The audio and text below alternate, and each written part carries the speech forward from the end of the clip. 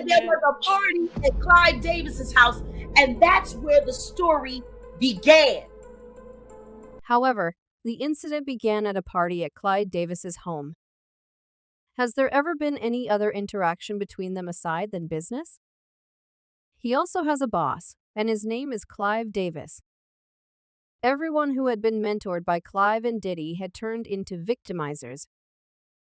The names of liars, thieves, and perhaps worse things. What if we told you that behind the curtain of fame and success lies a tale of intrigue and manipulation, and a side of Clive Davis that most of us could have never even fathomed for decades?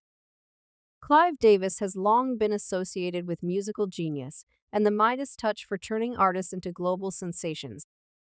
Alicia Keys' soul-stirring melodies to Whitney Houston's soaring vocals, Clive Davis has been hailed as a legendary producer who has discovered and nurtured some of the biggest names in the music industry.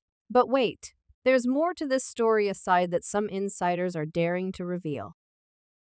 While most of us have believed in the fairy tale of Clive Davis, the benevolent music maestro, whispers have been circulating behind closed doors, suggesting an alternate reality that is difficult to digest.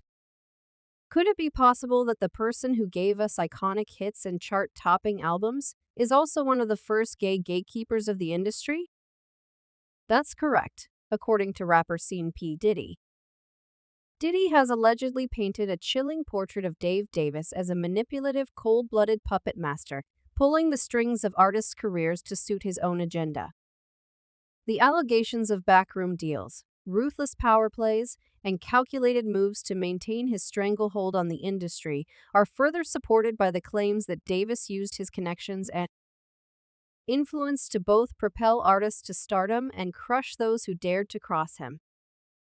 Davis also discusses navigating the complexities of his personal life, particularly how he started living a bisexual existence in the 1980s and developed close connections with 2 women and a guy. However, as a single man, my friendships did broaden. There were married couples, gay couples, single men and women, both straight and gay. A mixed group based on my background and inclinations was more comfortable for me. In 1990, he began a monogamous relationship with a woman. Davis wrote that he was not looking for a lifestyle change and had no desire to engage in any club or bar life. He always enjoyed female company, the look of an attractive woman, and the feminine perspective on things. I could definitely see the advantages for others when David Geffen and other well-known people came out as homosexuals, but I think coming out as bisexual would only lead to more criticism, with no one ultimately benefiting, he said. However, in recent years, some revelations about Clive's relationship with male artists under his wing have caused followers to doubt everything about him, leading many admirers to commend Davis for finally being genuine to himself. C&P. Diddy is one such artist, and everyone he has mentored has turned into a victimizer. For perspective, liars, thieves, and possibly worse things than that from 1960 to 1973, Davis worked for Columbia Records, then from 1974 through 2000.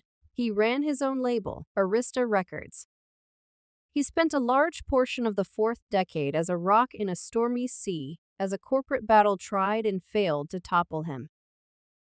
Only his job titles and company names changed, and his business cards were scattered throughout what was formerly the Sony BMG Music Group, which included those companies as well as RCA Records and his own J Records, until he was named Chief Creative Officer of Sony Music Entertainment in 2008, a role he continues to hold. It is because of this immaculate longevity that Diddy Sear in 1993 Diddy, in partnership with Sony, would form Bad Boy Records, which quickly became one of the biggest record labels in the music industry thanks to its incredible roster. Back in the 90s, Bad Boy Records dominated the charts with countless hits, which is just one of the ways Diddy has now become one of the richest music moguls in Hollywood. Yet despite all the success he had with the label by the early 2000s, things had taken a shift with him.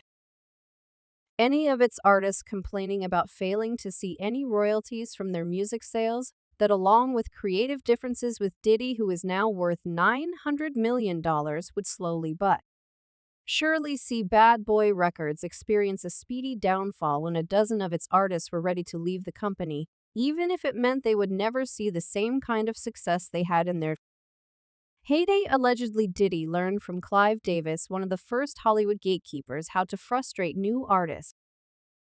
So you see, the late Whitney Houston had one of the all-time greatest voices, but despite selling more than 170 million albums worldwide and winning 6 Grammy Awards, she was reportedly living a double life manufactured in part by her manager. In 1985, music executive Clive Davis took Whitney, an unknown singer from New Jersey, and groomed her to become a pop star for Arista Records. An insider revealed that Houston had to do what he said, wear what he said, to sing what he wanted her to sing, and act like he a goody two-shoes when she was really a down and dirty girl from Jersey. Whitney certainly found it irritating that the source went on.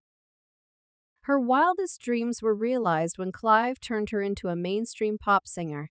But the price of being such a huge pop star was that she had to perform in front of the cameras in a way that didn't reflect the real her.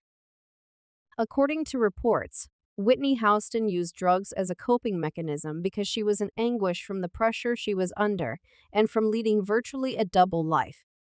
A source told People, meanwhile, Diddy's record label did the same for its artists. The label undoubtedly changed the face of hip-hop after signing the notorious B.I.G., who would become the best-selling artist on its roster, with sales surpassing 28 million albums in the U.S. alone. According to the Los Angeles Times, just 3 years after launching the company, Diddy had logged an incredible $75 million in problem sales, so there was definitely a lot of money being made behind the scenes. Yet a lot of artists who signed with the firm would later complain about not getting paid for their work.